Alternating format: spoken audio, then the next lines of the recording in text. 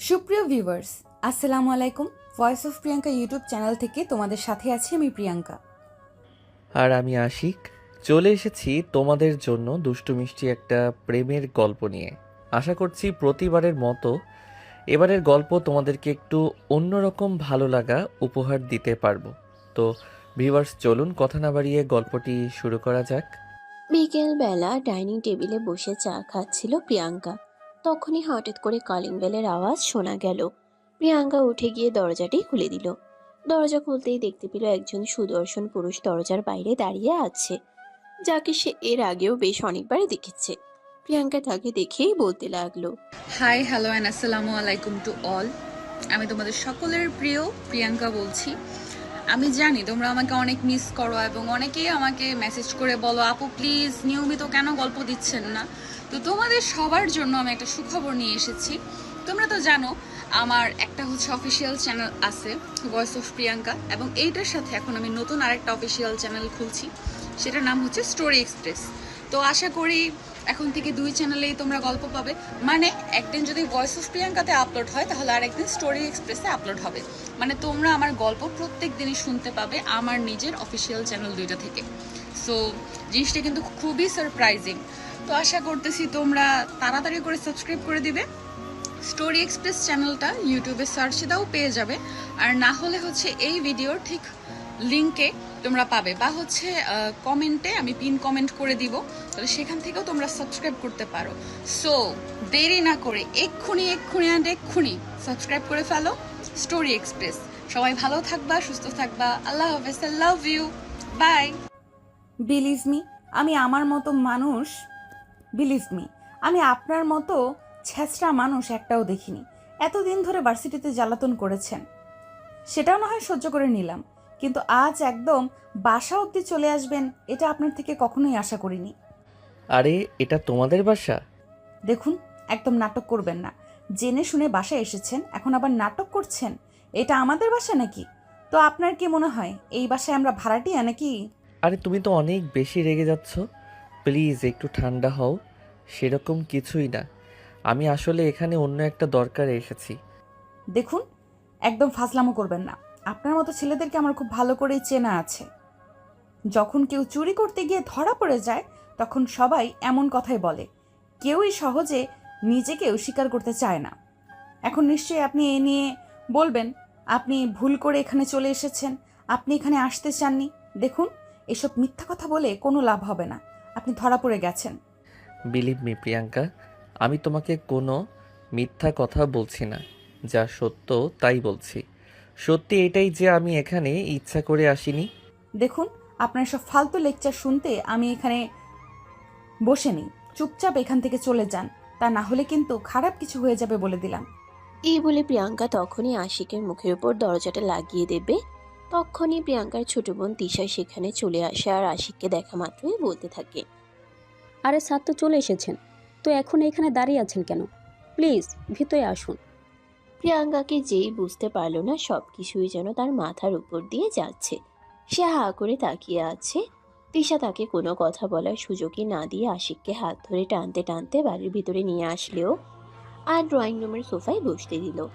আর তারপরে প্রিয়াঙ্কাকে উদ্দেশ্য করে বলতে লাগলো, আরে আপু, তোকে তো বলাই হয়নি, আব্বু আমার জন্য নতুন প্রাইভেট টিউটর ঠিক করেছেন। উনি হলেন আমার নতুন টিচার। পরিচয় হয়নি স্যার, এই হলো আমার বড় বোন। আর আপু, উনি আমার নতুন টিচার।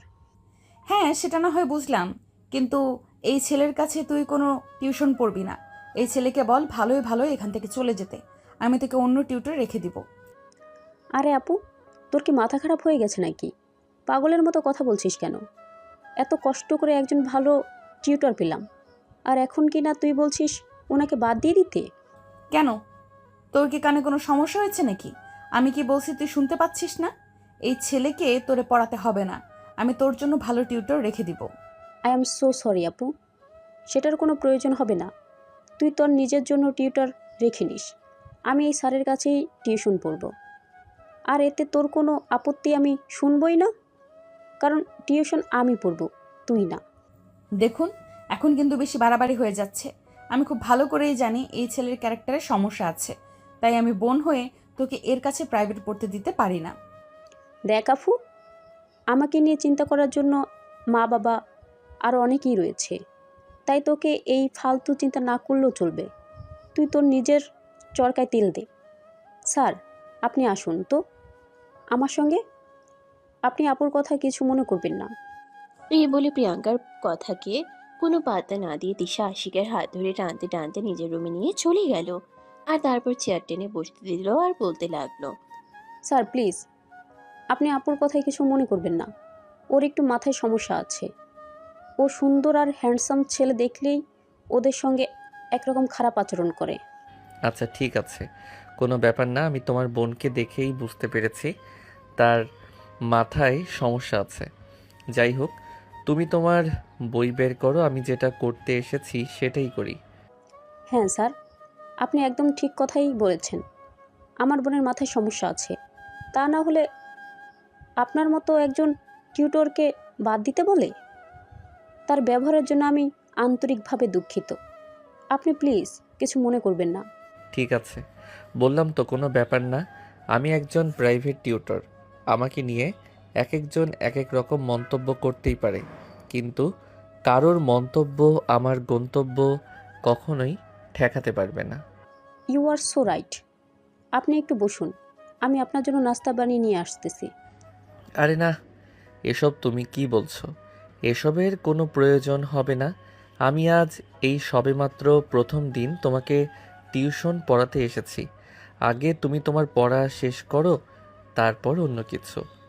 তখনই পেছন থেকে প্রিয়াঙ্কার বাবার গলার আওয়াজ শোনা গেল। তিনি বলতে লাগলেন, আরে, আমি তো ভাবছিলাম তোমাকে ফোন দেব, এর মধ্যেই তুমি চলে এসেছো। যাই হোক, তোমার সময় জ্ঞান দেখে আমি খুবই খুশি হলাম। না মানে আঙ্কেল, আমি আপনার মেয়েকে টিউশন পড়ানোর দায়িত্ব নিয়েছি, তাই যথা সময়ে এসে তাকে টিউশন পড়ানোটা আমার দায়িত্বের মধ্যে পড়ে। আমি তো তোমার মতো দায়িত্ববান একজন ছেলেকেই খুঁজতেছিলাম। যাই হোক, অবশেষে তোমাকে খুঁজে পেয়ে গেলাম, ভালোই হলো। হ্যাঁ, তুমি কিন্তু আমার মেয়েটাকে একটু ভালোভাবে পড়াবে। আমার মেয়েটা অঙ্ক আর ইংরেজিতে একদমই কাঁচা। আমি তোমার সম্পর্কে ভালো রিভিউ শুনেছি, তাই তো তোমাকে আমার মেয়েকে টিউশন পড়ানোর জন্য ঠিক করলাম। ঠিক আছে আঙ্কেল, কোনো সমস্যা নেই, আপনি কোনো চিন্তা করবেন না। আমি আমার বেস্টটাই দেওয়ার চেষ্টা করব, এবং দেখবেন আল্লাহ সহায় থাকলে আপনার মেয়ে ইনশাল্লাহ এই বছর ভালো রেজাল্ট করবে। তোমার উপর আমার সেই ভরসা আছে। তুমি আমার বন্ধুর মেয়েকে গত বছর টিউশন করিয়েছো, সে একদম খারাপ ছাত্রী ছিল, আর এই বছর সে খুবই ভালো রেজাল্ট করেছে, বলা যায় কলেজে টপার হয়েছে। হ্যাঁ আঙ্কেল, যাকে আমি টিউশন পড়াই তাকে আমি খুব মনোযোগ সহকারে যত্ন নিয়ে পড়ে, যাতে সে খুব ভালো রেজাল্ট করতে পারে। আপনার মেয়ের কাছেও আমি সেরকমই প্রচেষ্টা করব যাতে সে খুব ভালো রেজাল্ট করতে পারে। হ্যাঁ আব্বু, তুমি কোনো চিন্তা করো না। স্যার দেখেই আমি বুক ভালো করে বুঝতে পেরেছি তিনি খুবই ভালো একজন টিউটর। আচ্ছা, যাই হোক, এই প্রথমবার আমাদের বাড়িতে এসেছেন, ওনাকে নাস্তা পানি। হ্যাঁ আব্বু, অবশ্যই। এই তো আমি কিচেনের দিকে যাচ্ছিলাম, তখনই তুমি চলে আসলে। যাই হোক, তোমরা দুজনে গল্প করো, আমি এক্ষুনি স্যারের জন্য নাস্তা পানি বানিয়ে নিয়ে আসতেছি। এই বলে তিশা রুম থেকে বের হয়ে ড্রয়িং রুমের দিকে পা বাড়ায়। তখনই প্রিয়াঙ্কা সেখানে দাঁড়িয়েছিল। প্রিয়াঙ্কার মুখটা একদম ফুলে লুচির মতো হয়ে আছে। এটা দেখিয়ে তিশা প্রিয়াঙ্কাকে বলতে লাগলো, আরে আপু, তোর আবার কি হলো? তুই এইভাবে লুচির মতো ফুলে এখানে দাঁড়িয়ে আছিস কেন? আমার স্যারকে দেখে তোর হিংসা হচ্ছে নাকি? আমার বইয়ে গেছে তোর স্যারকে দেখে হিংসা হতে। তোকে তো আমি বললাম এই ছেলেটার চরিত্রের সমস্যা আছে, তুই এই ছেলেটার কাছে টিউশন পড়িস না, আমি তোকে অন্য টিউটর রেখে দিব। দেখ আপু, একদম ফালতু কথা বলবি না। আমার স্যারকে দেখতে যেমন হ্যান্ডসাম তেমনি মেধাবী আর ট্যালেন্ট। তুই প্লিজ আমার স্যারের পিছনে লাগিস না, তাহলে এই বছরও আমাকে ফেল করতে হবে। আব্বু কি বলেছে জানিস? গত বছর নাকি আব্বুর এক বন্ধুর মেয়েকে প্রাইভেট করিয়েছিল, সেই মেয়ে নাকি এই বছর কলেজে টপার হয়েছে। আমারও স্যারের কাছে টিউশন পড়ে কলেজের টপার হওয়ার ইচ্ছে হয়েছে। তুই কলেজ টপার না লাট্টো হতে পারবি। আমার কথা তো শুনছিস না? যখন ফেল করবি তখন বুঝতে পারবি মজা। তখন আমার কথা মনে পড়বে। তখন কিন্তু আমায় কিছু বলিস না, কারণ আমি তোকে আগে থেকেই হুঁশিয়ার করে দিচ্ছি। তুই যদি আমার কথা না শুনিস তাহলে তো আমার আর কিছুই করার নেই। দেখ আপু, আমি সত্যি কথা বলছি। আমাকে নিয়ে তোর এত মাথা ব্যথা না দেখালেও চলবে। তুই তোর নিজের চরকায় তেল দে, আশা করি ভালো কিছু হবে। এই বলে তিশা কিচেনে ঢুকে গেল আর তার স্যারের জন্য চা বসিয়ে দিল। আর এদিকে ফ্রিজে এসে ফল কাটার জন্য কিছু ফল নিল। কিন্তু দুর্ভাগ্যবশত একটা ফল যেই না কাটতে নিল, অমনি তিশার হাত কেটে গেল আর সে চিৎকার দিয়ে উঠল। ও মা গো, বাবা গো, আমার হাতটাই কেটে গেল, আহ কি ব্যথা! এই বলে অনেক জোরে জোরে চিৎকার করতে থাকে তিশা। এদিকে প্রিয়াঙ্কা তার রুম থেকে দৌড়ে বের হয়ে আসে। তিশার হাত থেকে মোটামুটি রক্ত পড়ছিল। সে তাড়াতাড়ি করে নিজের গলায় পেঁচিয়ে থাকা ওড়নাটা দিয়ে তিশার হাতটা চেপে ধরে রক্ত বন্ধ করার চেষ্টা করতে থাকে। তখনই আশিক আর প্রিয়াঙ্কার বাবা, তারা দুজন ড্রয়িং রুমে চলে আসে। এদিকে প্রিয়াঙ্কা তিশার হাতে রক্ত বন্ধ করার চেষ্টা করছে। অপরদিকে তিশা আশিককে দেখে আরো ন্যাকা কান্না শুরু করে দেয়। আহ কি ব্যথা লাগছে!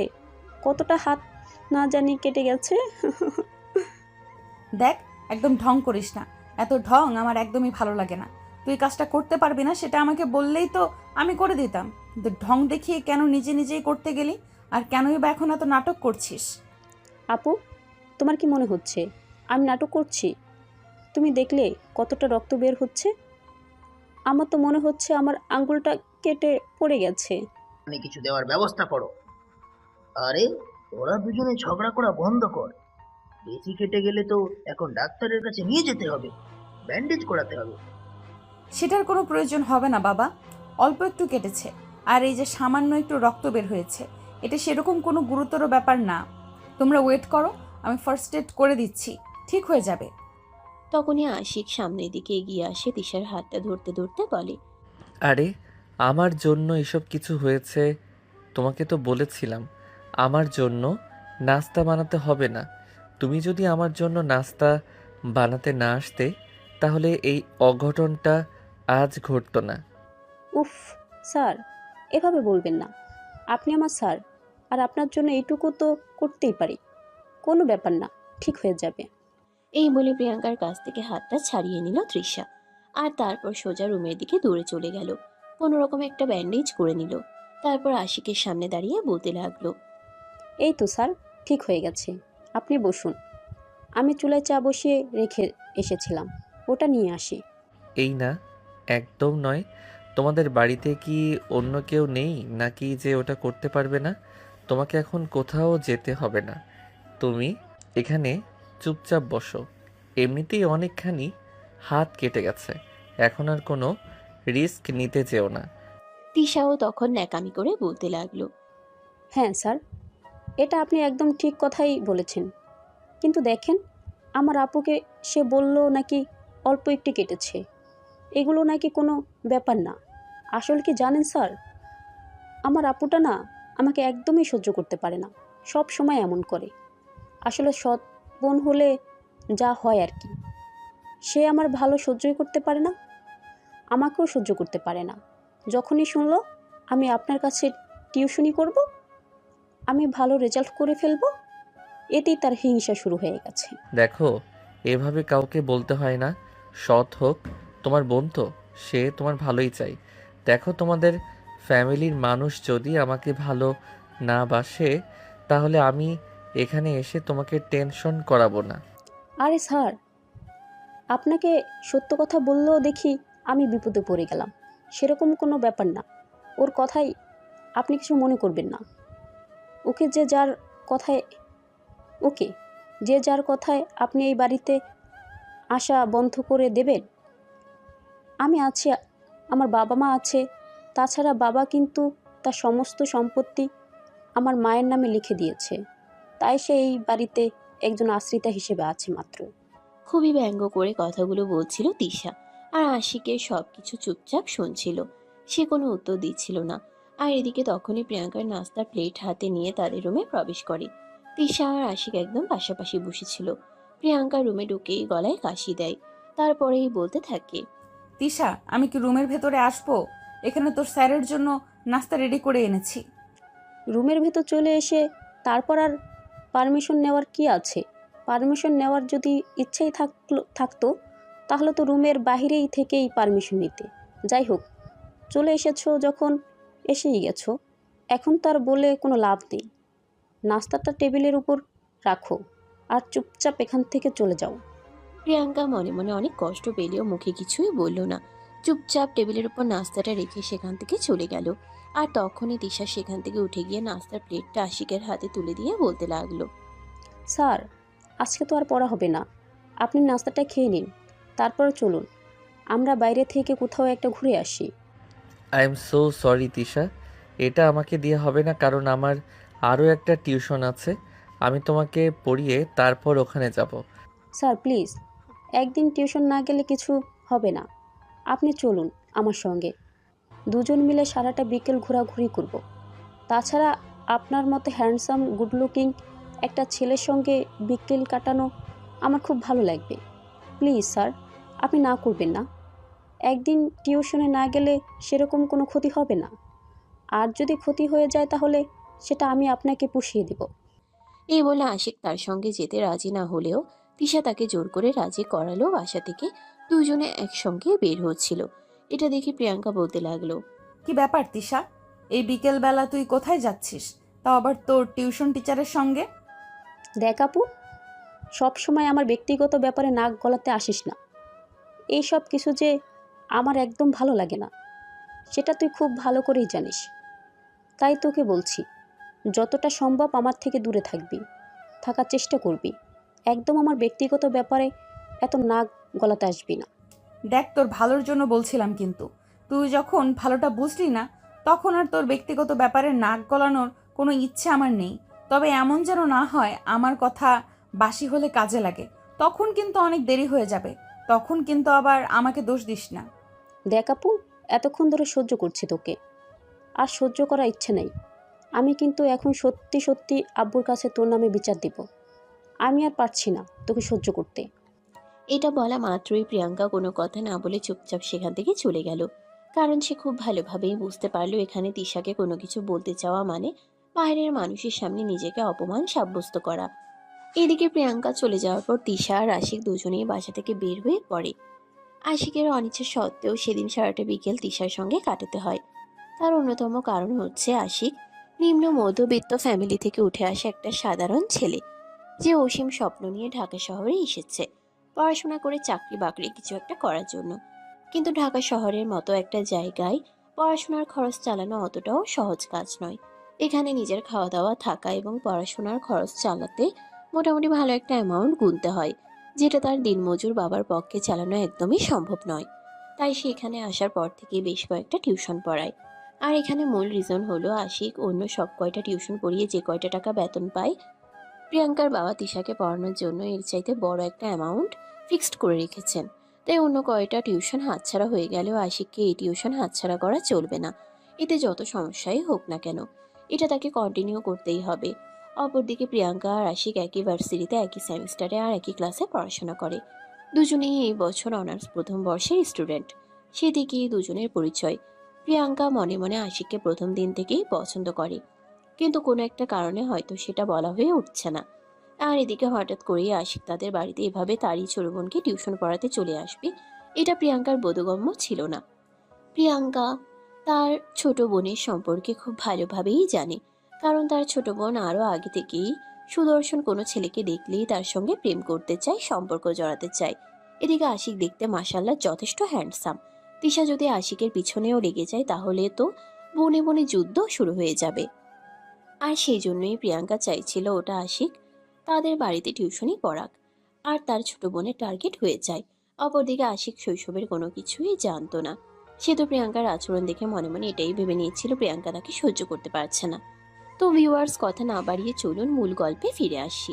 এদিকে সেদিন সারাটা বিকেল ঘোরাঘুরি করলো তিশা আর আশিক। সন্ধ্যার পর তিশাকে আশিক তার বাসার সামনে নামিয়ে দিয়ে নিজের বাসায় চলে গেল, যদিও সেদিনের সমস্ত খরচ তিশা নিজেই বহন করেছিল। এর পরের দিন যখন সকালবেলা প্রিয়াঙ্কা ভার্সিটিতে আসলো, দেখতে পেল আশিকও তখনই ভার্সিটির গেট দিয়ে ভিতরে প্রবেশ করছে। প্রিয়াঙ্কা আশিককে দেখা মাত্রই তার হাতটা ধরে একটু আড়ালে ডেকে নিয়ে গেল আর বলতে লাগলো, এই, তুমি আমার বোনকে কেন টিউশন পড়াতে গিয়েছো? আরে আজব তো, তুমি এই বিষয়টা নিয়ে ভার্সিটিতেও কথা বলা শুরু করে দিয়েছো। আমি টিউশন পড়াই, যাকে ইচ্ছা তাকেই পড়াতে পারি, এতে তো তোমার সমস্যা হওয়ার কোনো কথা নেই। আমার সমস্যা আছে। তুমি পৃথিবীর যাকে ইচ্ছা তাকে টিউশন পড়াও, তাতে আমার কোনো আপত্তি নেই, কিন্তু তুমি আমার বোনকে টিউশন পড়াতে পারবে না, আমাদের বাড়িতে যেতে পারবে না। দেখো, আমি তোমার কথা শুনতে পারবো না, কারণ তোমার বাবা আমাকে মোটা অঙ্কের একটা মাইনে দেবেন, যেটা আমার আর 5টা টিউশন মাইনের সমান। তাই এখানে তোমার কোনো সমস্যা হলে সেটা আমার দেখার বিষয় নয়। আমাকে টিউশন পড়াতে হবে, আমাকে ওই বাড়িতে যেতে হবে, এটাই সবচেয়ে বড় কথা। এতে তোমার যাই কিছু হোক না কেন, তাতে আমার কিছুই যায় আসে না। আশা করি তুমি সম্পূর্ণ বিষয়টা খুব ভালোভাবেই বুঝতে পেরেছো। আমার কোনো কিছু বোঝার কোনো প্রয়োজন নেই, আমি তোমাকে যেটা বলেছি সেটাই হবে। তুমি আর কোনো দিন আমাদের বাড়িতে আমার ছোট বোনকে টিউশন পড়াতে যাবে না। আর টিউশন পড়াতে গিয়েছো বেশ ভালো কথা, কিন্তু তুমি কাল বিকেলে কেন আমার বোনকে নিয়ে বাইরে ঘুরতে গিয়েছিলে? আজব তো, তুমি নিজেই দেখতে পেলে আমি যেখানে যেতে চাইনি তোমার বোন আমাকে জোর করে নিয়ে গেছে সেখানে। তুমি আমাকে কেন দোষ দিচ্ছ? তোমার যদি এতই সমস্যা হয়ে থাকে তাহলে তুমি তোমার নিজের বাবার সঙ্গে কেন এ ব্যাপারে কথা বলছো না? কেন অযথাই আমাকে এইসব কথা শোনাচ্ছ? কারণ আমি এই কথা বলে বাবাকে বলতে পারবো না। আর তুমি আমার ক্লাসমেট, তোমাকে আমি চিনি, তাই এই কথাগুলো বলতে পারি। তাই আবারও তোমাকে আমি বলছি, তুমি আমাদের বাড়িতে যাবে না টিউশন পড়াতে। ওকে ফাইন, আমি যাব না, কিন্তু তোমার বাবা যে আমাকে তোমার ছোট বোনকে পড়ানোর জন্য মোটা একটা পেমেন্ট করবে, সেটার টাকা কে দেবে বলো শুনি? তোমার কি সেই সামর্থ্য আছে যে তুমি আমাকে ওই অ্যামাউন্ট দিবে? তাছাড়া যখন আমি তোমার পিছনে পাগলের মতো ছুটে চলেছিলাম তখন তো তুমি আমাকে 2 পয়সার মূল্য দাওনি, উল্টে আরও ডিমান্ড দেখিয়ে চলে গেছো। আশিকের মুখ থেকে এই কথা শুনে প্রিয়াঙ্কা মুহূর্তের জন্য স্তব্ধ হয়ে গেল। হ্যাঁ, এই কথা তো একদমই সত্যি যে প্রিয়াঙ্কার বাবা আশিককে তার ছোট বোনকে পড়ানোর জন্য যে মোটা একটা অ্যামাউন্ট দেবে, সেটা প্রিয়াঙ্কার পক্ষে আশিককে দেওয়া কোনোভাবেই সম্ভব নয়। কারণ প্রিয়াঙ্কার বাবা প্রিয়াঙ্কাকে মাস শেষে সামান্য কিছু টাকা দেয়, শুধু তার হাত খরচ এবং প্রয়োজনীয় খরচ মেটানোর জন্য। তার বাবা তার সৎ মায়ের জন্য তাকে কখনোই সেভাবে হাত খরচ তো দূরের কথা, প্রয়োজনীয় জিনিসগুলোও দিতে পারেন না। তাই প্রিয়াঙ্কা আর কোনো কথা না বলে চুপচাপ সেখান থেকে চলে গেল। সেদিন ভার্সিটি ছুটি হওয়ার পর প্রিয়াঙ্কা গেটের সামনে দাঁড়িয়ে আশিকের জন্য অপেক্ষা করতে থাকে। বেশ কিছুক্ষণ পর আশিক ভার্সিটি থেকে বের হতে চাইলেই প্রিয়াঙ্কা তার সামনে দাঁড়ায় আর বলতে থাকে, দেখো, আমি তোমাকে তখন মূল্য দিইনি ঠিক আছে, কিন্তু আমি সত্যিই তোমাকে মন থেকে অনেক বেশি ভালোবাসি। আর আমি নিশ্চিত তোমাকে দেখে আমার বোন ক্রাশ খেয়ে বসে আছে, তাই আমি চাই না বনে বনে শত্রুতা তৈরি করতে। তুমি প্লিজ ওই বাড়িতে যেও না। I am so sorry. আমাকে এসব কথা এখন বলে আর কোনো লাভ হবে না, কারণ আমি কথা দিয়ে কথা রাখি। তোমার বাবাকে আমি কথা দিয়েছি তোমার ছোট বোনকে আমি টিউশন পড়াবো। এখন তুমি চাইলেও আমি আমার এই কথা ফিরিয়ে নিতে পারবো না। তাই প্লিজ তুমি আমাকে ক্ষমা করে দিও। প্লিজ তুমি এমনটা করো না আমার সঙ্গে। ভালোবেসে ফেলেছি তোমায়, এখন যদি ছোট্ট একটা কারণে তোমাকে হারিয়ে ফেলি তাহলে নিজেকে ক্ষমা করতে পারবো না। যখন আমি এই ভার্সিটিতে ভর্তি হওয়ার পর তোমার পিছনে পাগলের মতো ছুটে চলেছিলাম, তখন এই কথাটা তোমার বোঝা উচিত ছিল। প্রথম দেখাতেও ভালোবাসা হয়, কিন্তু তখন তুমি আমাকে কোনো পাত্তা দাওনি। তাই এখন আমার পিছনে পাগলের মতো ছুটাছুটি করে আর কোনো লাভ নেই। আমায় ক্ষমা করতে পারো। এই বলে প্রিয়াঙ্কাকে আর কোনো কথা বলার সুযোগ না দিয়ে আশিক সেখান থেকে চলে গেল। আর এদিকে এরপর থেকে আশিক প্রতিদিনই তিশাকে নিয়ম করে পড়াতে আসতো। আর তিশাকে পড়াতে আসলেই তিশা প্রতিদিনই প্রিয়াঙ্কাকে অর্ডার দিত আশিককে নাস্তা বানিয়ে দেওয়ার জন্য। প্রিয়াঙ্কাও কোনো উপায়ন্তর না পেয়ে নাস্তা বানিয়ে দিতে হতো। প্রিয়াঙ্কা সেখানে না বলার কোনো উপায় ছিল না, কারণ ওই বাড়িতে প্রিয়াঙ্কা ছিল সাধারণ একজন কাজের লোকের মতোই। যদিও সেটা তার বাবার বাড়ি ছিল, কিন্তু সেখানে তার কোনো অধিকার ছিল না। সব সময় সবাই তার উপর হুকুম তামিল করত। শুধুমাত্র প্রিয়াঙ্কার বাবা ছাড়া প্রিয়াঙ্কার বাবা ছিলেন ওই বাড়িতে ওই একজন মানুষ, যে কিনা প্রিয়াঙ্কাকে মন থেকে একটু হলেও ভালোবাসতো। আরও প্রিয়াঙ্কা সেই ভালোবাসাটাকে আঁকড়ে ধরে বেঁচে থাকতে চায়। কিন্তু স্ত্রীর সামনে কখনোই সেটা প্রকাশ করতে পারতেন না প্রিয়াঙ্কার বাবা। কারণ প্রিয়াঙ্কার জন্মের কয়েক বছর পরেই তার মা একটা বিশাল বড় রোগে আক্রান্ত হয়ে মারা যান। আর তারপরেই ছোট্ট প্রিয়াঙ্কার দেখাশোনা করার জন্য তার বাবা দ্বিতীয় বিয়ে করেন। কিন্তু সেই বিয়ে প্রিয়াঙ্কার জীবনে কাল হয়ে দাঁড়াবে এটা তিনি কখনো কল্পনাও করতে পারেননি। চেয়েছিলেন মেয়ের ভালো, কিন্তু হয়ে গেল খারাপ। 7 মাস সংসারে আসার পর থেকেই প্রিয়াঙ্কার প্রতি অবহেলা অনাচার ক্রমশ বাড়তেই থাকে। প্রিয়াঙ্কার জ্ঞান বুদ্ধি হওয়ার পর থেকে কখনো এমনটা হয়নি ভালো একটা জামা কাপড় সে পরতে পেরেছে, কিংবা ভালো একটা খাবার সে খেতে পেরেছে। কিন্তু তারপরেও নিয়তির প্রতি তার কোনো অভিযোগ নেই, কারণ সে এটাকে নিজের ভাগ্য বলে মেনে নিয়েছে। এই তো সেদিন প্রিয়াঙ্কার শরীরটা একটু খারাপ লাগছিল। ভার্সিটি থেকে এসে এসে নিজের রুমে গিয়ে দুপুরের খাবার না খেয়ে ঘুমিয়ে পড়েছিল। এদিকে টিউশন পড়ানোর জন্য আশিক তাদের বাসায় আসে। তিশা আশিককে দেখা মাত্রই প্রিয়াঙ্কাকে চেঁচিয়ে বলতে থাকে আশিককে নাস্তা বানিয়ে দেওয়ার জন্য। কিন্তু প্রিয়াঙ্কা ঘুমিয়ে বিবর্তন ছিল, তাই তিশার গলার আওয়াজ তার কান পর্যন্ত পৌঁছায়নি। অপরদিকে পড়াতে আসার 20 মিনিট পার হয়ে যাওয়ার পরও টিচারের নাস্তা না পেয়ে রেগে যায় তিশা। আর বই রেখে টেবিল থেকে উঠে আসে তিশা প্রিয়াঙ্কার রুমে গিয়ে দেখে প্রিয়াঙ্কা ঘুমাচ্ছে।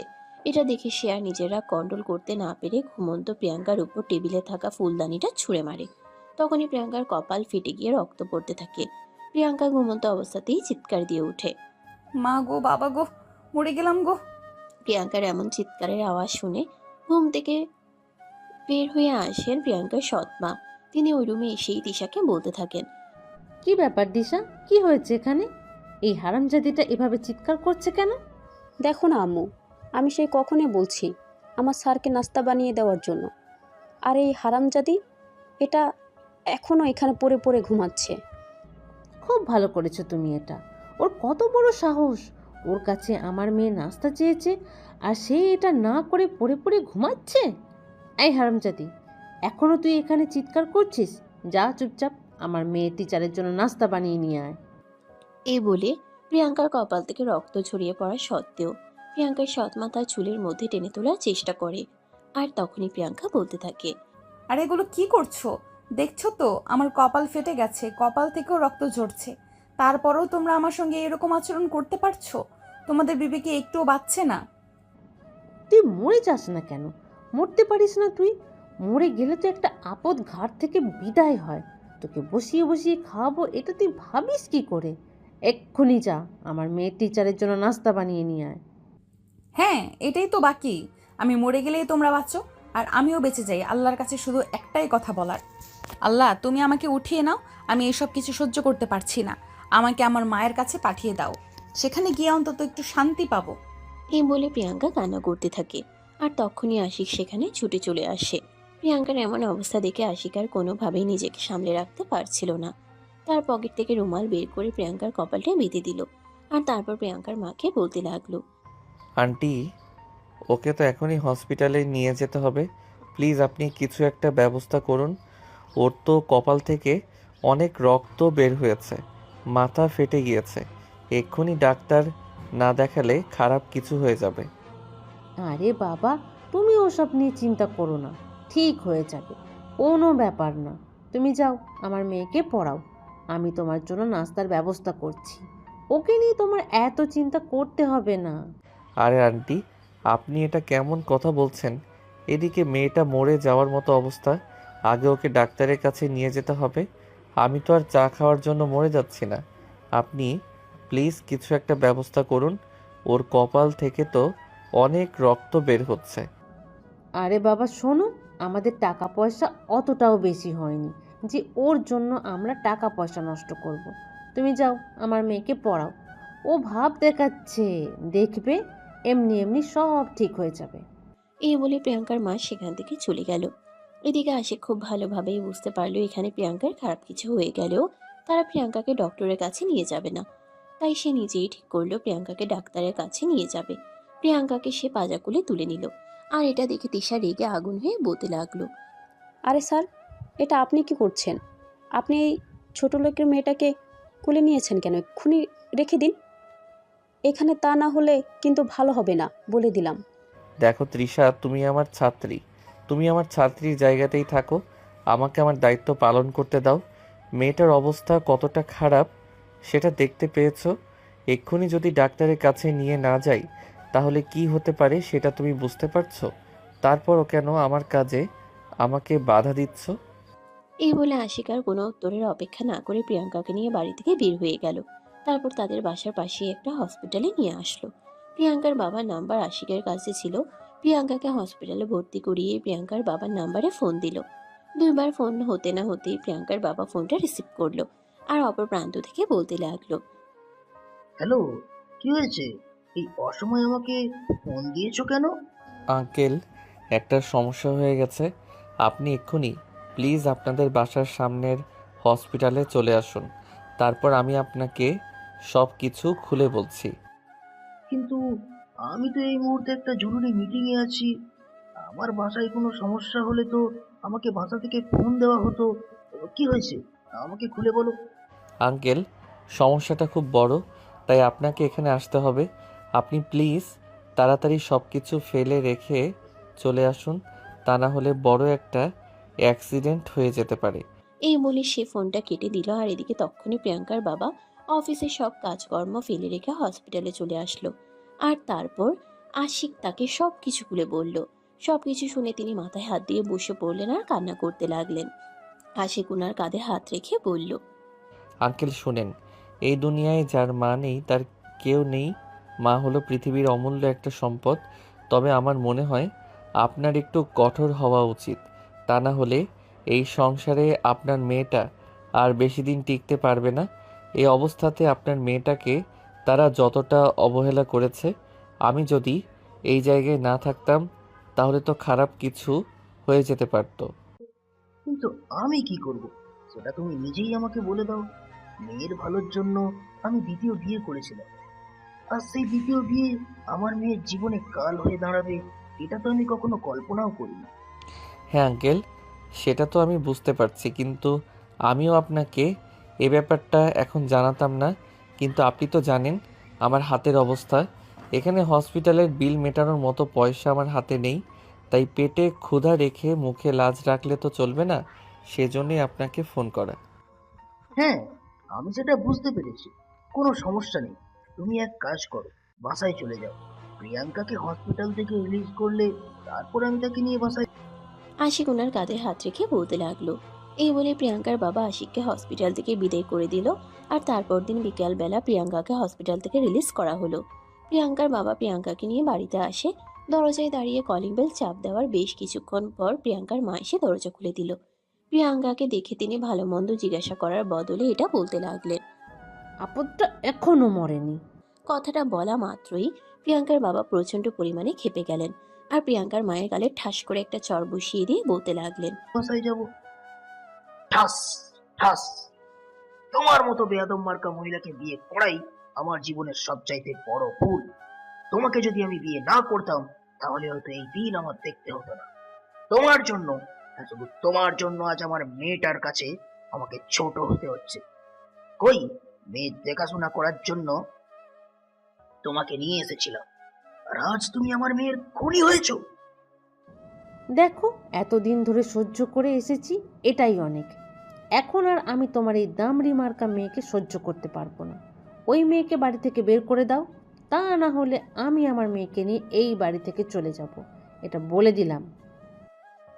তুমি এখানে বসে আছো, কেন চলে যাচ্ছ না? কেন তুমি চলে গেলে তো আমি বেঁচে যাই? হ্যাঁ, তুমি তোমার মেয়েকে নিয়ে এখান থেকে চলে যাও। আমিও চাই না তুমি এখানে থাকো, কারণ তুমি এখানে থাকলে আমার মেয়েটা ভালো থাকবে না। তোমার জন্য আর যাই হোক, আমি আমার মেয়ের ক্ষতি অন্তত করতে পারি না। অনেক ক্ষতি হয়ে গেছে আমার মেয়েটা, তাই তুমি এখান থেকে চলে গেলেই আমার মেয়েটা ভালো। ওকে ফাইন, তবে ভুলে যেও না তোমার সম্পত্তির 80% কিন্তু আমার নামে রয়েছে। তুমি ডিভোর্স দিলেও কিন্তু সম্পত্তি আমারই দিকে যাবে। এটা ভালো থাকবে। হ্যাঁ, তবে তাই হোক, তুমি তোমার সম্পত্তি আর তোমার মেয়েকে নিয়ে এই বাড়ি থেকে বিদায় হও। আমি আমার মেয়েকে নিয়ে এই বাড়িতে থাকবো। এই বলে প্রিয়াঙ্কার বাবা প্রিয়াঙ্কাকে নিয়ে বাড়ির ভিতরে প্রবেশ করেন।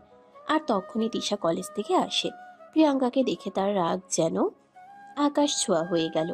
সে রাগে ফুসফুস করতে করতে বলতে লাগলো, এই হারামজাদি তাকে এখানে কেন নিয়ে এসেছেন? মা মেয়ের এরকম আচরণ প্রিয়াঙ্কার বাবা একদম অতিষ্ঠ হয়ে গেছিল। তাই তিনি তিশার গালেও ঠাস করে দুটা চর বসিয়ে দিয়ে বলতে লাগলেন, তোমরা মা মেয়ে আজ এবং এক্ষুনি আমার বাড়ি থেকে বের হয়ে চলে যাও। আমি তোমাদের দুজনের চেহারাও দেখতে চাই না। আমি সব চাইতে বেশি খুশি হব তখন তখন কিনা তোমরা আমাদের চোখের আড়াল হবে। আব্বু, তুমি ডাইনিটার জন্য আমার গায়ে হাত তুলেছ? এটা তো আমি ভাবতেই পারছি না। এই ফকিন্নির ছোট লোকের বাচ্চার জন্য তুমি আমার গায়ে হাত তুলেছ? তোমার গায়ে হাত তুলেছি, বেশ করেছি। আরো আগে তোমার সঙ্গে এটা করা উচিত ছিল, যেটা আমি এতদিন করতে পারিনি। ভেবেছিলাম তোমরা ভালো হয়ে যাবে, সেই জন্য তোমাদেরকে সুযোগ দিয়েছিলাম। কিন্তু এখন দেখছি তোমরা আমার মাথায় চড়ে বসেছো, আমার মেয়েটাকে একটা অত্যাচার করেছো। বেশ করেছি। এই ছোট লোকের বাচ্চাকে বলেছিলাম আমার টিউশন টিচারেরকে নাস্তা বানিয়ে দিতে, কিন্তু সেটা না করে বিছানায় পড়ে পড়ে ঘুমাচ্ছিল। সারাদিন বাড়িতে বসে বসে খাবে, এইটুকু কাজ করতে পারবে না? এইটুকু কাজ করলে তার গায়ে ফুসকা পড়ে যেতে যাবে নাকি? চুপ, একদম চুপ করো। তুমি অনেক কথা বলে ফেলেছো। ওকে কেন তোমার টিউশন টিচারকে নাস্তাকে বানিয়ে দিতে হবে? তোমার কি হাত নেই নাকি তুমি তোমার টিচারকে নাস্তা বানিয়ে দিতে পারো না? আব্বু, আমি কেন নাস্তা বানিয়ে দিতে যাব? সেদিন নাস্তা বানাতে গিয়ে আমার হাত কেটে গিয়েছিল। এটা কি ভুলে গিয়েছো নাকি? না, আমি কোনো কিছুই ভুলে যাইনি। শুধু তোমাদেরকে একটু একটু করে মনে করিয়ে দিতে চাই। তোমার মাকে এই বাড়িতে নিয়ে এসেছিলাম আমার মেয়ের দেখাশোনা করার জন্য। তারপর এখনো পর্যন্ত তোমার মায়ের নামে আমার যত সম্পদ লিখে দিয়েছি, সবকিছুই শুধুমাত্র আমার মেয়েটাকে একটু ভালো রাখার বিনিময়ে। কিন্তু তোমার মা কি করেছে? বিনিময়ে আমার মেয়েটাকে অবহেলা, অনাদর আর অত্যাচার দিয়েছে। তাই তোমাদের দুজনকে আর সহ্য করা যাচ্ছে না। আজ এবং এই মুহূর্তে তোমরা এই বাড়ি থেকে বের। প্রিয়াঙ্কা এতক্ষণ ধরে সবকিছু চুপচাপ শুনছিল, কিন্তু এখন আর সে চুপ রইল না। সে তার বাবাকে বলতে লাগলো, দেখো বাবা, এইভাবে হয় না। এই বাড়ি থেকে যদি কাউকে চলে যেতে হয় তাহলে আমি চলে যাব, কারণ শেষ বয়সে তোমার একজন সঙ্গের প্রয়োজন। আমি না হয় জীবনটা কোনোভাবে কাটিয়ে দিতে পারবো, কারণ আমার জীবনটা সবেমাত্র শুরু। কিন্তু তোমার বয়স হয়ে গেছে, তুমি একা থাকতে পারবে না। প্রিয়াঙ্কা, তুমি কোনো কথা বলো না। এতদিন সবকিছু সহ্য করেছি শুধু তোমার মুখের দিকে তাকিয়ে। এখন আর এদেরকে আমি কোনোভাবেই ক্ষমা করব না। ওরা যেটার উপযোগ্য আমি ওদের সঙ্গে ঠিক সেটাই করব। তুমি শুধু তাকিয়ে তাকিয়ে দেখো। আমার কসম বাবা, তুমি সেরকম কিছুই করবে না। তুমি একজন বিবাহিত পুরুষ হওয়া সত্ত্বেও তোমাকে একজন অবিবাহিত মেয়ে বিয়ে করেছে সংসার করার আশায়, আর এতদিন ধরে সংসারটা আগলে রেখেছে। তাকে কখনোই আমি সংসারহীনা করতে পারি না। তখনই পাশ থেকে প্রিয়াঙ্কার মা প্রিয়াঙ্কাকে উদ্দেশ্য করে বলতে লাগলো, এই তো এতদিনে সুবুদ্ধি উদয় হয়েছে। এই বুদ্ধিটা যদি তোর মাথায় আরও আগে আসতো, তুই আরও আগে এই বাড়ি থেকে চলে যেতে পারতি। তাহলে নিশ্চয়ই এত অত্যাচার সহ্য করতে হতো না। হ্যাঁ মা, তুমি একদম ঠিক কথাই বলেছ। এতদিন আমার মাথায় এই বুদ্ধিটা আসেনি, তাহলে হয়তো তোমরাও এতদিন খুব ভালো থাকতে পারতে।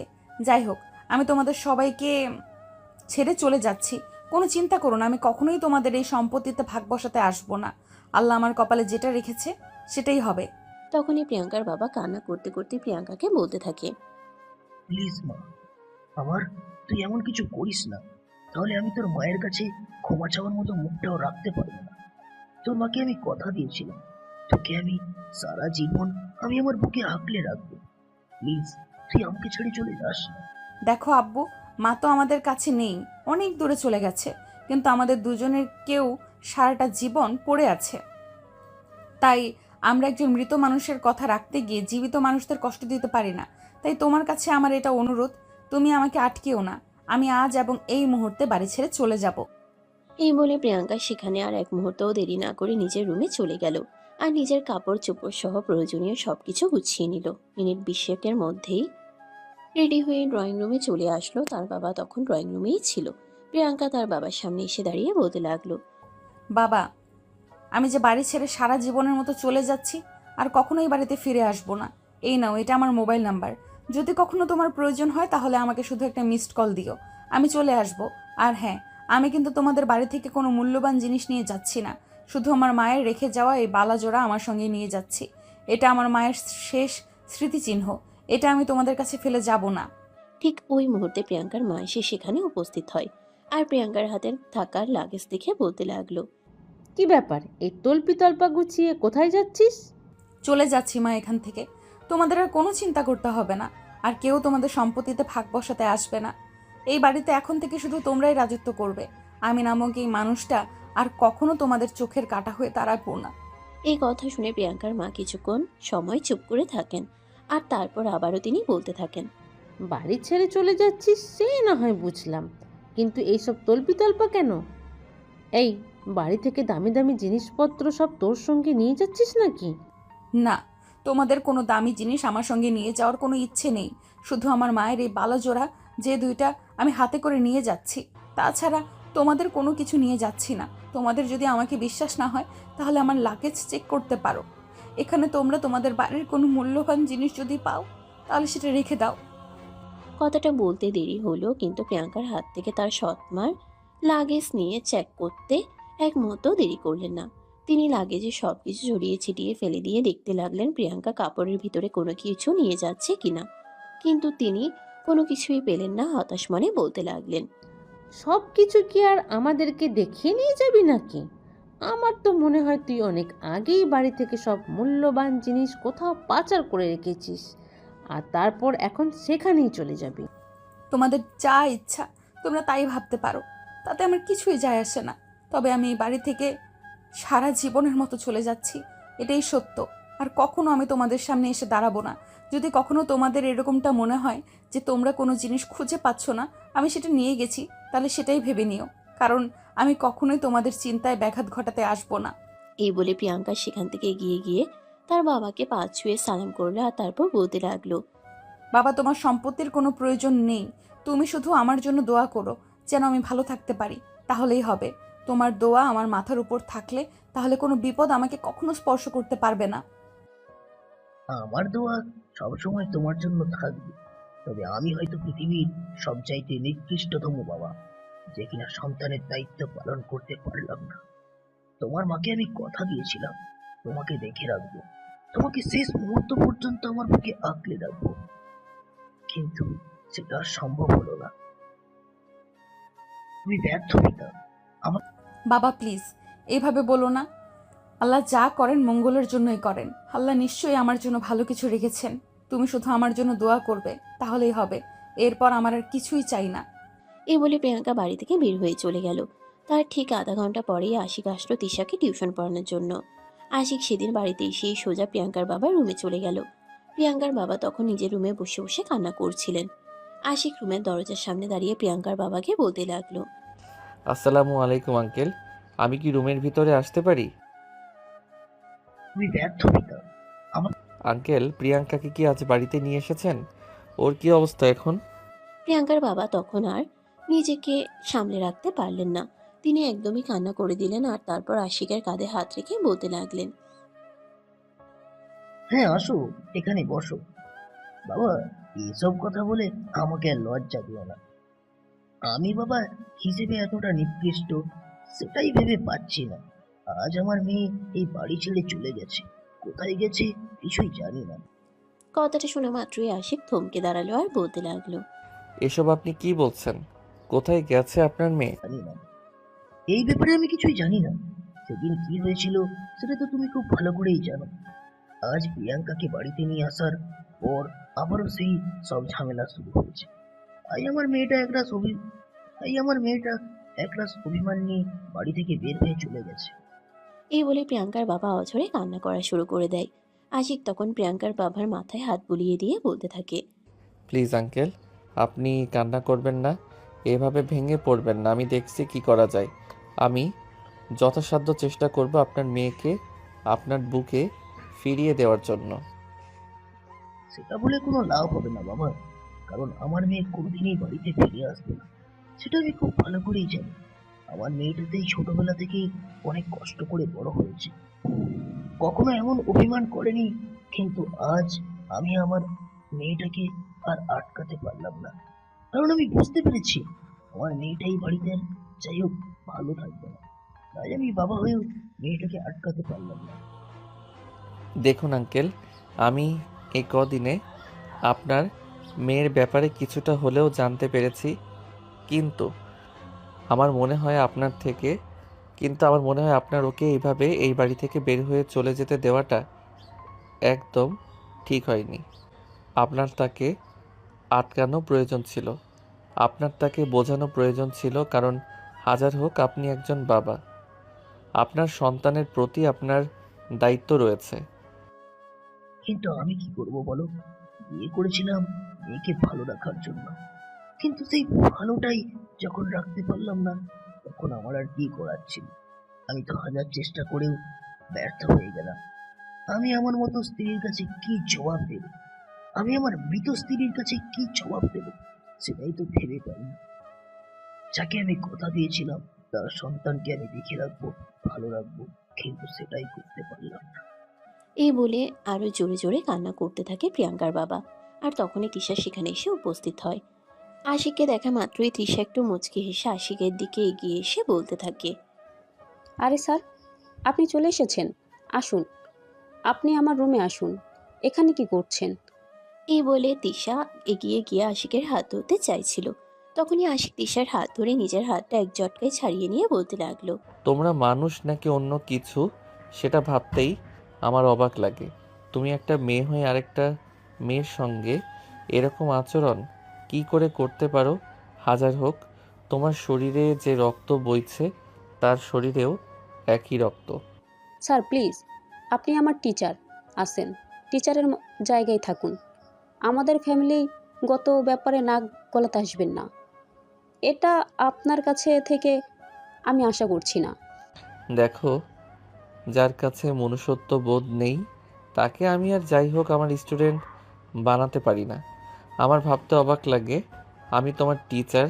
কথাগুলো তোমাকে বলতে চাইনি তিশা, কিন্তু তারপর আমি বলতে বাধ্য হলাম।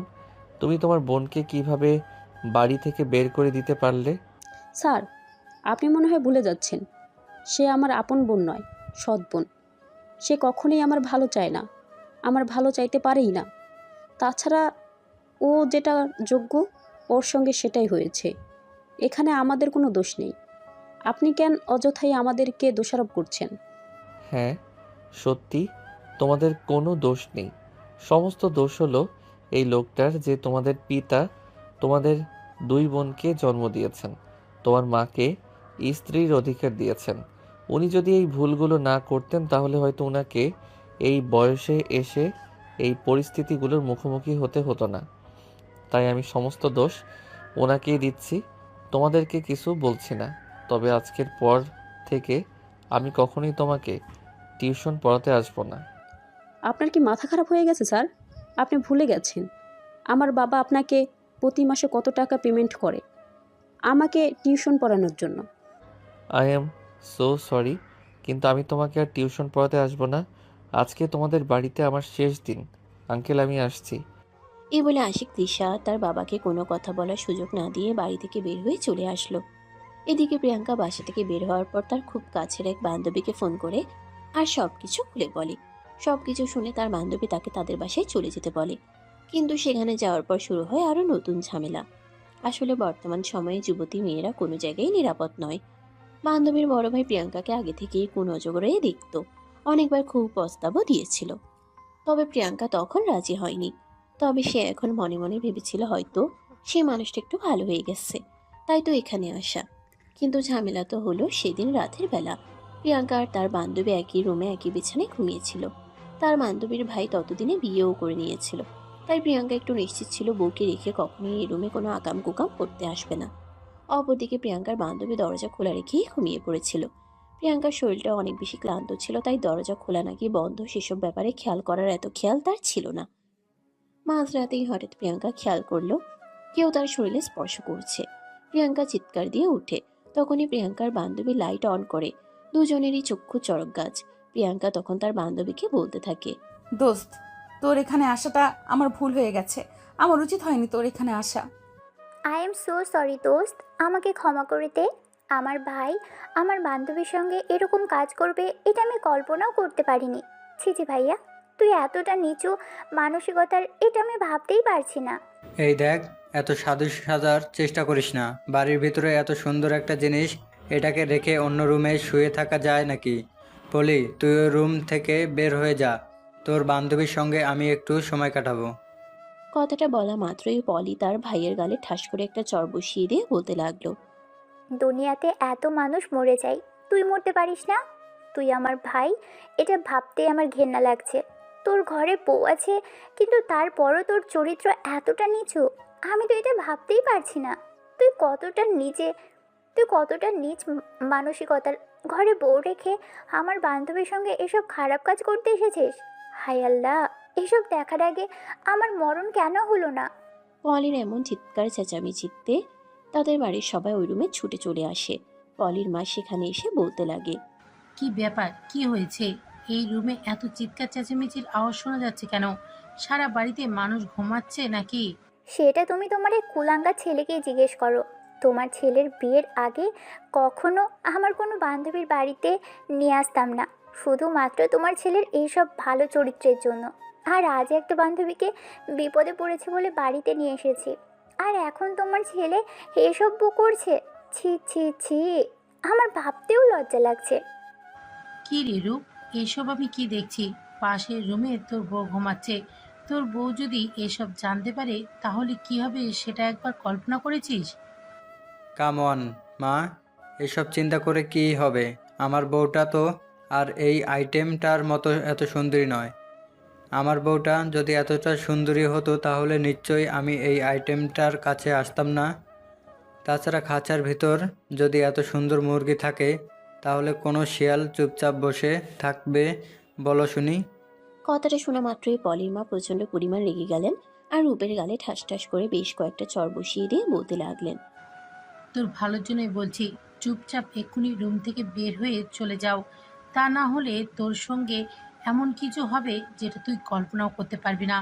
তোর বউ এখনো কোনো কিছু জানে না। তখনই রূপ যেন আরো গর্জে উঠল। সে চিৎকার দিয়ে বলতে লাগলো, জানলে জানুক, তাতে কি যায় আসে? বিয়ে তো দিয়েছো একটা গর্দভ মার্কা মেয়ের সঙ্গে, এরকম সুন্দরী একটা মেয়ের সঙ্গে দিতে পারলে না? তাহলেই তো আমি বউ নিয়ে সুখী থাকতাম। ভাইয়া, সত্যি বলছি, এখন কিন্তু খুব বেশি হয়ে যাচ্ছে। তুই এই রুম থেকে যাবি, নাকি আমি তোর বউকে ডেকে নিয়ে আসবো? তোদের যা ইচ্ছে তাই করতে পারিস, তাতে আমার কিছু যায় আসে না।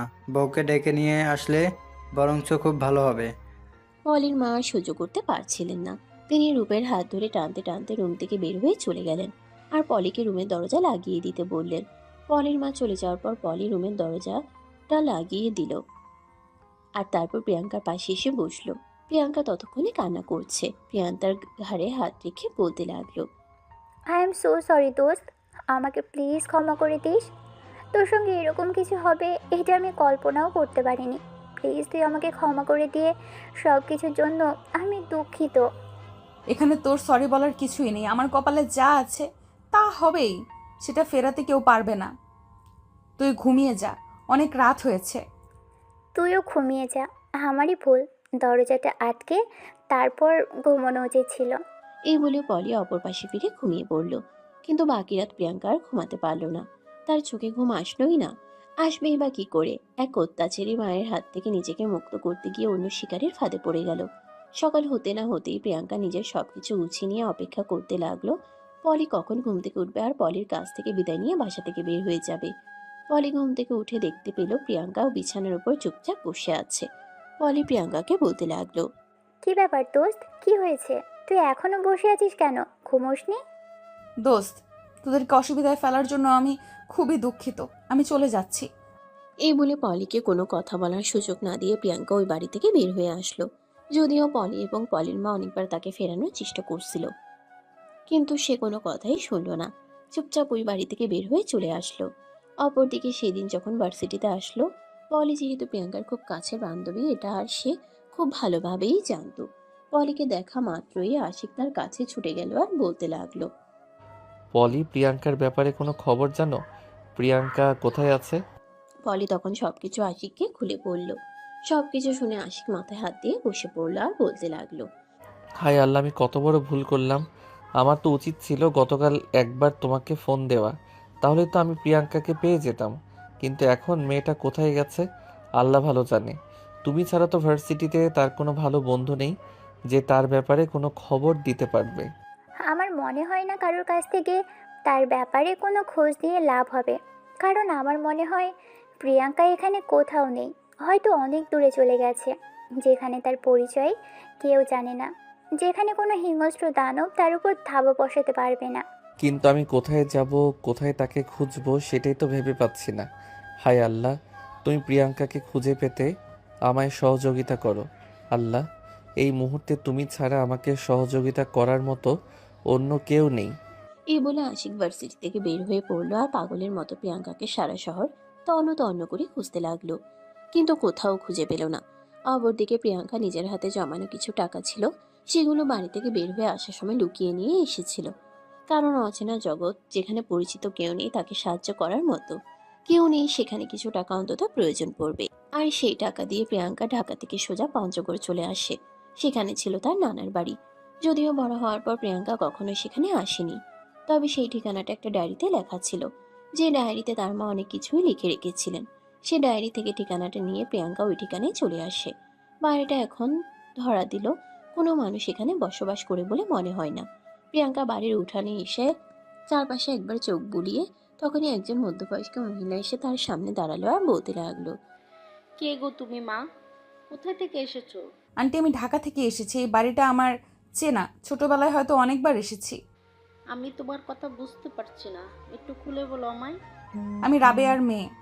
কথাটা শোনা মাত্রই আশিকের আম্মু দৌড়ে এসে প্রিয়াঙ্কাকে জড়িয়ে ধরলো আর কান্না করতে করতে বলতে লাগলো, এতদিন পর তুমি কোথা থেকে আসলে? তোমাদের সঙ্গে যোগাযোগ করার কত চেষ্টা করেছি, কিন্তু কোনোভাবে পেরে উঠতে পারিনি।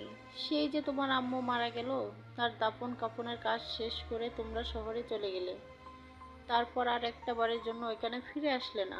তখন প্রিয়াঙ্কাও ওনার সঙ্গে কান্না করতে করতে বলতে লাগলো, সরি মামুনি, আমি চেয়েছিলাম তোমাদের কাছে ফিরে আসতে, কিন্তু বাবা আমাকে আসতে দেয়নি। বলেছিল আমায় খুব ভালো রাখবে, কিন্তু বাবাকে দোষ দিয়ে কী লাভ? আমার কপালে যা আছে তা তো আমার সঙ্গে হবেই।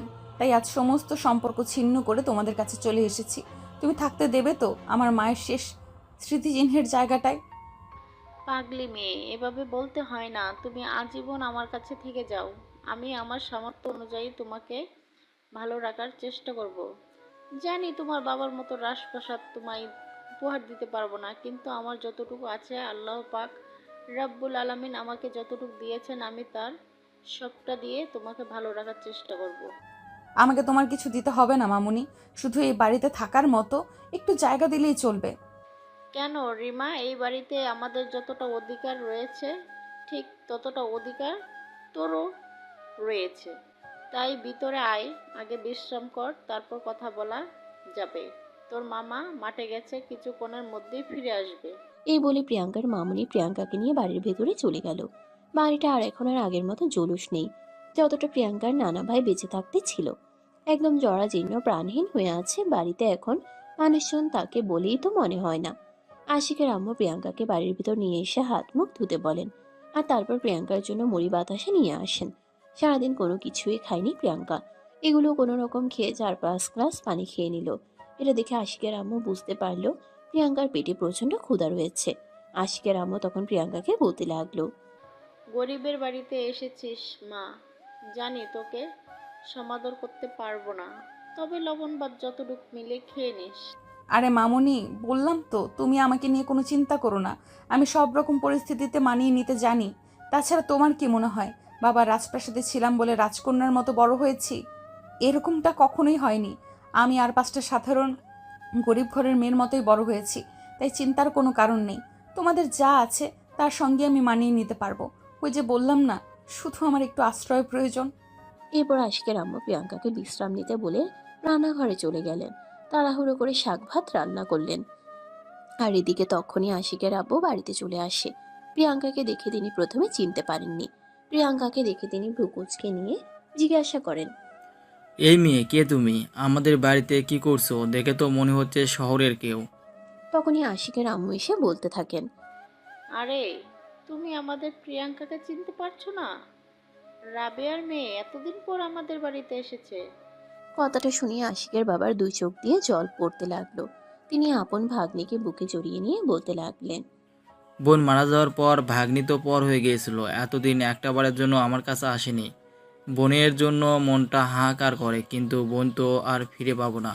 ভেবেছিলাম ভাগ্নি আর বোন জামাই আমার সঙ্গে ভালো সম্পর্ক রাখবে, কিন্তু বোন জামাই তো শহরের বড়লোক বাবার ছেলে, সে কেন গরিব শ্বশুরবাড়িতে আসবে? মন খারাপ করো না মামা, আমি ওই শহরের অট্টালিকা ছেড়ে একেবারের জন্য তোমাদের কাছে চলে এসেছি। তোমরা আমাকে তোমাদের কাছে রাখবে তো? কেন রাখবো না মা, অবশ্যই রাখবো। আমার বোনের রেখে যাওয়া শেষ স্মৃতিচিহ্ন তুই। তোকে আমার বুকে আগলে রাখা আমার কর্তব্য। তুই যতদিন ইচ্ছা ততদিন সেখানে থাক, পারলে মৃত্যুর আগ পর্যন্ত। তবুও তোকে কখনো এই বাড়িতে কে চলে যেতে বলবো না। এরপর সেখানেই থাকতে থাকে প্রিয়াঙ্কা। এদিকে সারা শহর তন্ন তন্ন করে খুঁজেও কোথাও প্রিয়াঙ্কার চিহ্নটুকু খুঁজে পেল না আশিক। প্রায় 3 মাস হয়ে গেল সেমিস্টার ফাইনাল পরীক্ষা শেষ হয়েছে। বেশ কিছুদিন ভার্সিটি বন্ধ, তাই আশিক গ্রামের বাড়িতে চলে যাওয়ার জন্য প্রস্তুতি নেয়। সেদিন হঠাৎ করে পলি আশিককে বলে, কি ব্যাপার আশিক, প্রিয়াঙ্কার কোনো খোঁজ পেয়েছো? প্রিয়াঙ্কার খোঁজ পেলে সেটা অবশ্যই তোমাকে জানাতাম। জানি না মেয়েটা কোথায় চলে গেছে, আল্লাহ তাকে ভালো রাখুক। হ্যাঁ, আল্লাহর কাছে তো এখন শুধু এটাই বলার, এটা ছাড়া তো অন্য কোনো উপায় নেই। যেখানে আছে সে ভালো থাকুক, এটাই আল্লাহর কাছে চাওয়া। আল্লাহ তাকে খুব ভালো রাখুক। পরের দিন আশিক গ্রামের বাড়ির উদ্দেশ্যে রওনা দেয়। বাড়ির সামনে এসে দেখতে পায় বাড়িতে কোনো মেয়ে মানুষের কাপড় চোপড় শুকাতে দেওয়া হচ্ছে। তার তো কোনো বোন নেই, তাহলে বাড়িতে মেয়ে মানুষের কাপড় আসলো কোথা থেকে? তাছাড়া তার মা এখনো এসব কাপড় চোপড় পরে না। গ্রামের সাধারণ মহিলার শাড়িতেই অভ্যস্ত তিনি। আশিকের মনে কেমন যেন একটা খটকা লাগলো। আর এদিকে প্রিয়াঙ্কা তখন রুমে শুয়ে ঘুমাচ্ছিল। বাড়ির উঠোনে এসে আশিক তার মাকে ডাক দেয়। আম্মু, ওই আম্মু, কই তুমি? রান্নাঘর থেকে ছুটে আসেন রাহেলা বেগম। এতদিন পর হঠাৎ ছেলেকে দেখতে পেয়ে আবেগে আপ্লুত হয়ে দৌড়ে গিয়ে ছেলেকে জড়িয়ে ধরেন আর বলতে থাকেন, সেই শহরে গিয়ে তো মাকে ভুলেই গিয়েছিস, এতদিন পর আসার সময় হলো। কি করব আম্মু বলো, ভার্সিটিতে কেউ ছুটি দেয় না। তাছাড়া আমি টিউশন পড়াই, সেটাও তোমরা খুব ভালো করেই জানো। তাইলে তো আর ছুটে চলে আসতে পারি না তোমাদের কাছে। তবে হ্যাঁ, এখন অনেক দিনের ছুটি আছে, তোমাদের সঙ্গে অনেক দিন থাকবো। ঠিক আছে, ঘরে যা, ঘরে গিয়ে বিশ্রাম কর, আমি তোর জন্য খাবার ব্যবস্থা করছি। তখনই আশিক কৌতূহল মনে তার মাকে বলতে লাগলো, আম্মু, আমাদের বাড়িতে এই মেয়ে মানুষের কাপড় চোপড় আসলো কোথা থেকে? তোকে বলেছিলাম না তোর একটা ফুফু আছে, তুই যখন ছোট ছিলি তখন সে মারা গেছে। তার মেয়ে আমাদের এখানে এসেছে। তার বাবার বাড়িতে কিছু একটা ঝামেলা হয়েছে মনে হয়, যদিও আমি জিজ্ঞাসা করিনি। সে বলেছে এখন আমাদের সাথেই থাকবে। আমি আর তোর বাবা ঠিক করেছি সে আমাদের বাড়িতেই থাকবে সারা জীবনের জন্য। আরে, তোমার কি মাথা খারাপ হয়ে গেছে নাকি? কাপড় চোপড় দেখে তো মনে হচ্ছে যুবতী মেয়ে, তাকে কেন আমাদের বাড়িতে রাখবে? তাছাড়া এটা নিয়ে এলাকার লোকজন কথা বলবে না? বাড়িতে একটা যুবক ছেলে আছে। দেখ বাবা, বাড়িটা আমাদের। আমাদের বাড়িতে আমরা কাকে রাখবো না কাকে রাখবো সেটা আমাদের ব্যক্তিগত ব্যাপার। আমরা কারোর কথায় কোনো পরোয়া করি না। তাছাড়া তোর বাবা আর আমি ঠিক করেছি তোর সঙ্গে মেয়েটার বিয়ে দেব। তাহলে তো সে সারা জীবন আমাদের সঙ্গে আমাদের বাড়িতেই থাকতে পারবে। কথাটা শুনিয়ে আশিকের মাথায় যেন আকাশ ভেঙে পড়ল। মুহূর্তের মধ্যেই বিচলিত হয়ে সে বলতে লাগলো, তোমাদের কি মাথা খারাপ হয়ে গেছে নাকি? চেনা নেই জানা নেই, হুট করে বলছো একটা মেয়েকে আমার বিয়ে করতে হবে। আমি পারবো না। তাছাড়া আমি তোমাদেরকে একটা কথা পরিষ্কার করে বলে রাখি, আমি একটা মেয়েকে ভালোবাসি। তাকে খুঁজে পেলে আমি তাকেই বিয়ে করব। একদম ফাজলাম মাখা কথা বলবি না তো। তোর বাবা আর আমি ঠিক করে রেখেছি এই মেয়েকেই তুই বিয়ে করবি। তার মানে তোকে এই মেয়েকেই বিয়ে করতে হবে। আমরা তোকে ছোটবেলা থেকে লালন পালন করে বড় করেছি। আমাদের কি কোন অধিকার নেই নাকি তোর ব্যাপারে সিদ্ধান্ত নেওয়ার? তোমাদের 100 বার অধিকার আছে, কিন্তু একটা মেয়েকে আমি ভালোবাসি, মেয়েটাও আমাকে অনেক বেশি ভালোবাসে। হয়তো একটু অভিমান করে দূরে চলে গেছে, কিন্তু যেদিন আমি মেয়েটাকে খুঁজে পাবো সেদিন আমি ওই মেয়েটাকেই বিয়ে করব। আচ্ছা ঠিক আছে, সে সময় হলে দেখা যাবে। এখন বাড়ির ভিতরে গিয়ে বিশ্রাম কর, আমার অনেক কাজ পড়ে আছে। আমি কাজগুলো শেষ করি, তোর জন্য খাবারের ব্যবস্থা করি।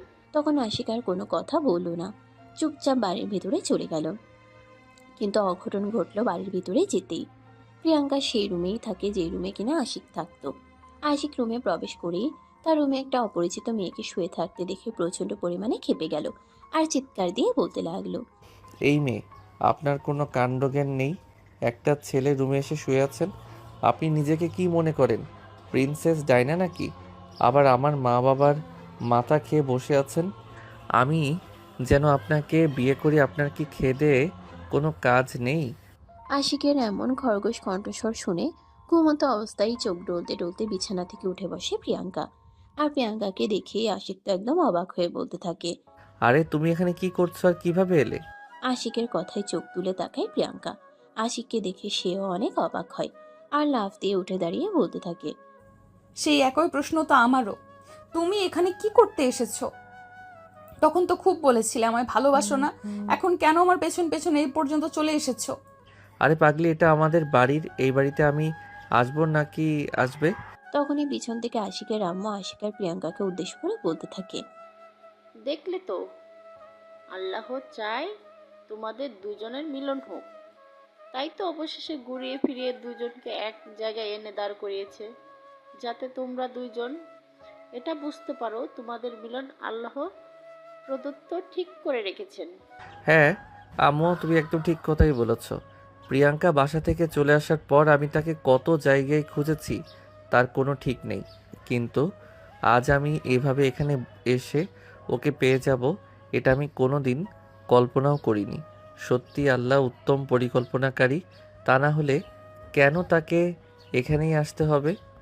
এখন তাহলে আমরা বিয়ের আয়োজন করতে পারি, এখন তো আর কারো কোনো সমস্যা নেই। কোনো সমস্যা কেন থাকতে যাবে? যেখানে আমি আমার ভালোবাসার মানুষটাকে পেয়ে গেছি, সেখানে আমার কোনো সমস্যা নেই। তোমরা চাইলে আজকেই বিয়ের আয়োজন করতে পারো। কিন্তু আমার সমস্যা আছে। আমার বাবা যিনি আমাকে জন্ম দিয়েছেন, আমার এমন একটা শুভ জন্মদিনে তিনি যদি আমার পাশে না থাকেন, তাহলে সম্পূর্ণ কাজটাই আমার কাছে অসম্পূর্ণ থেকে যাবে। ঠিক আছে, কোনো সমস্যা নেই। তুমি যেমনটা চাও তেমনটাই হবে। আমি আজকেই আঙ্কেলকে ফোন করে এখানে চলে আসতে বলছি। তারপর ওনার সম্মতিতেই আমি তোমাকে আমার বউ বানাবো। এরপর ঠিক তখনই আশিক প্রিয়াঙ্কার বাবার নাম্বারে ফোন করে আর সবকিছু খুলে বলে। সবকিছু শুনে প্রিয়াঙ্কার বাবা সেদিন রাতেই পঞ্চগড় চলে আসেন। তারপর নিজে দাঁড়িয়ে থেকে আশিকের সঙ্গে প্রিয়াঙ্কার বিয়ে দেন। বিয়ের সমস্ত কাজকর্ম শেষ হলে তিনি আশিকের মা বাবাকে সামনে দাঁড় করিয়ে রেখে প্রিয়াঙ্কাকে আশিকের হাতে তুলে দিয়ে বলেন, আমি বাবা হয়ে আমার দায়িত্ব পালন করতে পারলাম না, কিন্তু তোমার কাছে আমার মেয়েকে রেখে গেলাম। আশা করি তোমার কাছে আমার মেয়েটা সুখী থাকে। আশিক তখন প্রিয়াঙ্কার বাবার হাত দুটো ধরে বলতে থাকে, আপনি কোনো চিন্তা করবেন না আঙ্কেল, আপনার মেয়ে আমার কাছে, আমার পরিবারের কাছে অনেক ভালো থাকবে। হ্যাঁ ভাই সাহেব, একদমই তাই। আপনার মেয়ে আমার বাড়িতে আমার মেয়ের মতোই আদরে থাকবে। আমি তাকে কখনোই কোনো কষ্ট পেতে দেব না। রাবেয়া মারা যাওয়ার পর যখন আপনারা এখান থেকে চলে গেছেন, তখন কত চেষ্টা করেছি মেয়েটার সঙ্গে একবার একটু দেখা করার জন্য, কথা বলার জন্য, কিন্তু আপনি আমাদের সঙ্গে কোনো যোগাযোগই রাখেননি। সুখী থাকবে, সেটাই ছিল আমার জীবনের সবচাইতে বড় ভুল। কারণ আমি মনে মনে ভাবতাম আপনাদের সঙ্গে যোগাযোগ হলেই আপনারা প্রিয়াঙ্কাকে আমার কাছ থেকে কেড়ে নেবেন। আমি আমার স্ত্রীর রেখে যাওয়া শেষ স্মৃতিচিহ্ন আমার কাছ থেকে দূরে সরাতে চাইনি। কিন্তু আমার সেই একটা ভুলের কারণেই এতটা বছর আমার মেয়েটাকে কতটা কষ্ট করতে হয়েছে জানি না। এর জন্য আমি আমার স্ত্রীর কাছে কখনো ক্ষমা পাবো কিনা তাও জানি না। বাবা প্লিজ, তুমি নিজেকে আর ছোট করো না।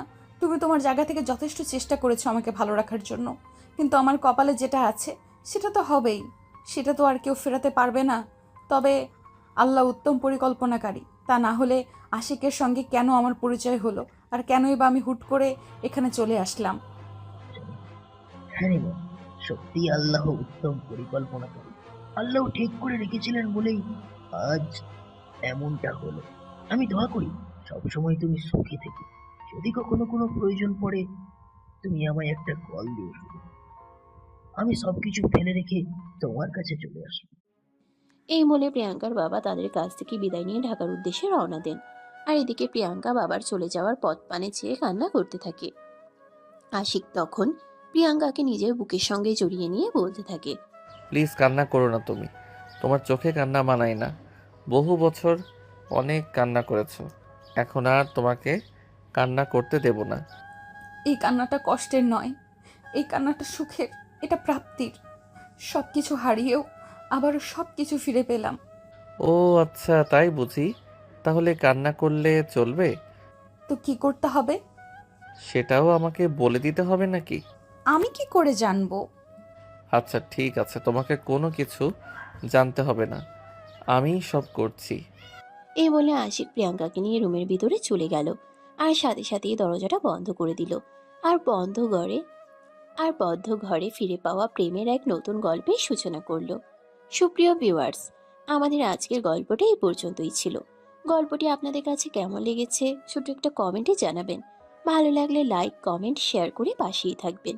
নিত্য নতুন ভালোবাসার গল্প পেতে আমাদের চ্যানেলটিকে সাবস্ক্রাইব করে রাখবেন। ধন্যবাদ সবাইকে এতক্ষণ পাশে থাকার জন্য। সবাই ভালো থাকবেন, সুস্থ থাকবেন। আবার দেখা হবে নতুন কোনো ভালোবাসার গল্পে। সে পর্যন্ত সবাই অপেক্ষায় থাকুন। আল্লাহ হাফেজ। সমাপ্ত।